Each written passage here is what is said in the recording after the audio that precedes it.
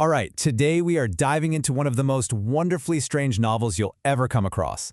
It's about a city that's literally made of language, where geography is just another word for grammar, and the whole place was born from a single typo.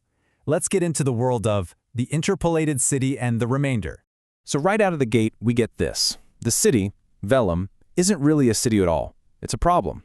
It's a chaotic, permanent collision of three different places.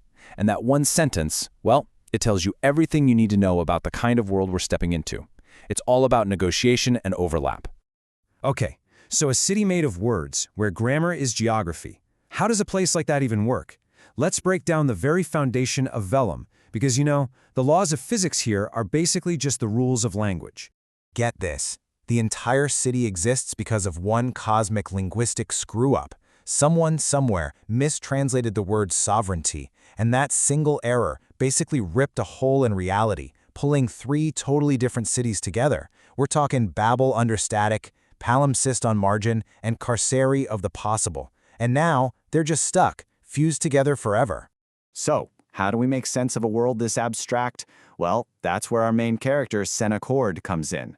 She's got this incredibly strange, almost bureaucratic job. She's an alphabetist. Her whole day is spent dealing with words that have literally, physically become stuck between languages. These aren't just concepts. They're living, breathing problems she has to solve. And here's a taste of what her job is actually like. She's dealing with a word that's a mashup of three different terms for a deep, melancholic longing. But in Vellum, that word has sprouted little legs, cilia, and is basically having a panic attack on her desk. Can you even imagine that being part of your 9 to 5? It's wild. And the weirdness just keeps going. In the city market, you can literally go shopping for abstract concepts. You can buy fresh mami helapinapatapai, that silent, meaningful look between two people. Or you can pick up a bottle of bakushan, which is the feeling of seeing someone who's beautiful only from behind. It's a world where poetry has literally become a commodity. Okay, so into this bizarre world of sentient words and bureaucratic nightmares walks a man who's about to change everything. And the first thing you notice about him, his coat is literally woven from sentences. His name is ligature, and that alone is a massive clue about what he's here to do. See, his name is the key. In typography, a ligature is what happens when you bind two letters, like F and I, into one single new shape. So in a city that was born from three things being forced together, a guy whose name literally means to bind shows up? Yeah, he's going to be important. He's the whole theme of the city, walking around in a coat made of words. So ligature's arrival kicks off the whole story. It starts a massive quest, a search for a word that was never written, a word that could either save Vellum or, completely unmake it. So what's the big deal? It's this concept called the unwritten word. It's this theoretical, super fundamental word that existed before all other language, and because it was never written, it's immune to all the chaos and mistranslation in Vellum. But here's the debate. What happens if you finally write it down? The optimists think it'll fix everything. The pessimists? They think it'll just delete reality. No big deal, right? Now, ligature doesn't just put together a team of adventurers. No, he assembles a living, breathing grammar. It's brilliant. Senna is semantics. She's all about what words mean. Then there's Marek, who's syntax. He's the structure, how words are put together. And finally, Yrra, who is pragmatics, how words are actually used in the real world. Together, they're the very architecture of language. And these people have some incredible skills. Take Marek. He's a cartographer, a map maker. But in Vellum, he can do something considered heretical. See, for us, a map describes a place. For Marek, he can draw a map of a place that doesn't exist, and by drawing it, he wills it into existence. That's power. Then you've got Yrra.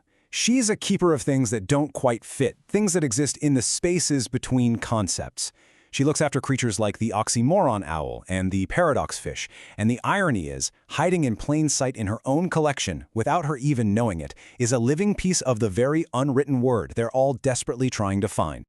So, the team is set, the quest is on, and it's all building to a massive confrontation.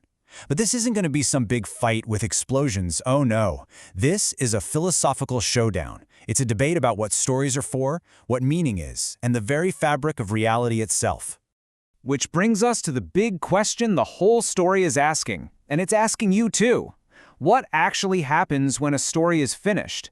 Is the goal just to get to the end, or is there something more valuable in a story that just keeps going? To find out who's trying to force an ending, the team has to journey into something called a fold. You can think of it like the city's original trauma, a recurring nightmare where reality itself just creases up and all the layers of the city get jammed into one spot. They're literally walking into the scar tissue of their world. And who's waiting for them at the center of it all? Not a person. It's the reader. This is the antagonist. It's this massive entity made up of every act of reading that has ever happened.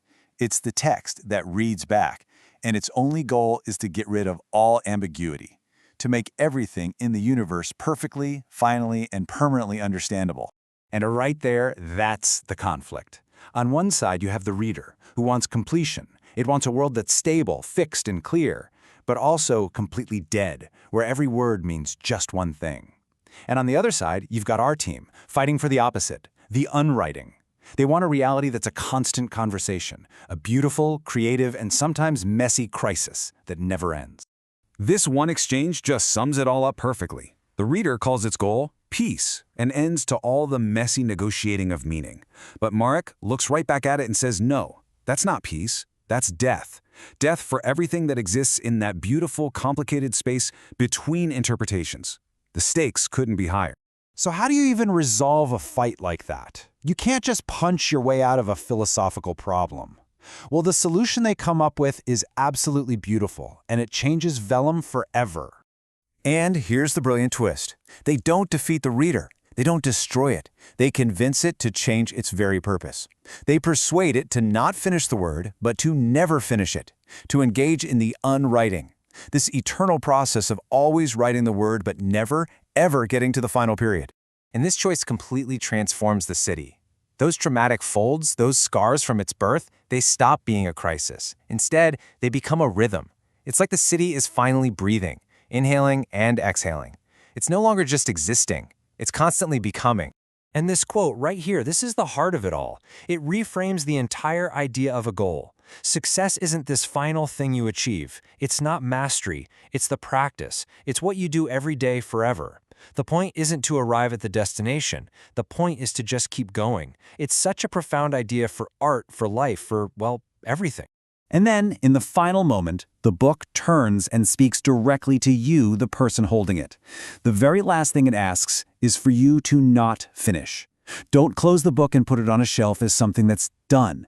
Let it keep living and arguing and breathing inside your own head. What an absolutely perfect, provocative way to end a story about never-ending stories.